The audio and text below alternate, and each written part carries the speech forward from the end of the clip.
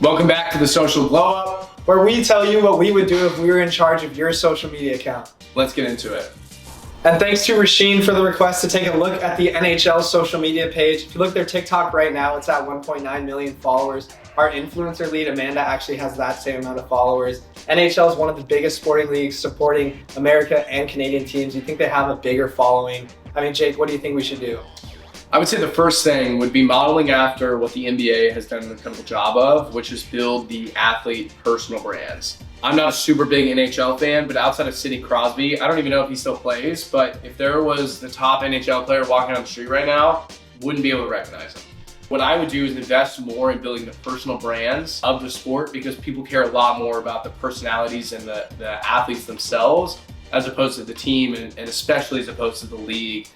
So what I would do is actually find a way to incentivize your players and athletes, get them involved in the content, not just highlighting them, but maybe there's a unique way to incentivize them to grow their social media following, and maybe you even bake that into their contract agreements because viewership at the end of the day will always come back to a bottom line profit for the overall NHL.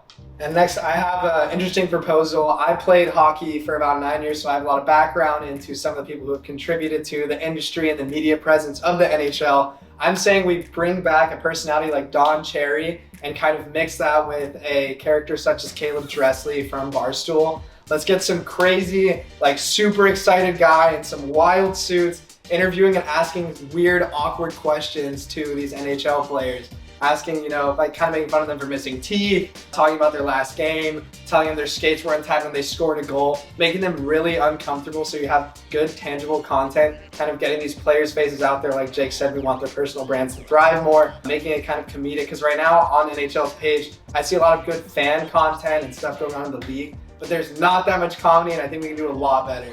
Yeah, and the final thing I would look to do here is merge the world of influencer marketing with the world of hockey and players and this like aggressive, really tough sport. Like, what if we put that together?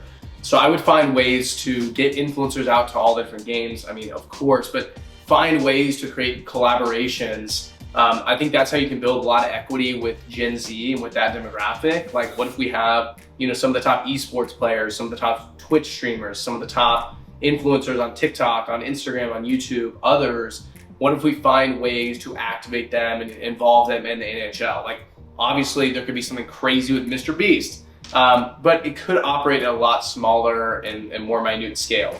I would look for some way to engage with the popular culture setters of Gen Z and integrate them into what you're doing marketing-wise for the NHL. And if the NHL is kind of hesitant on this, you gotta maybe refer back to some interesting crossovers you've seen on TikTok or Instagram where you're like, why is that creator with that person? Like, take Logic and that FaZe Clan member recently, like what was that about? I don't know, they got a bunch of traction, probably scored well with his new album release, so kind of think more in that track line.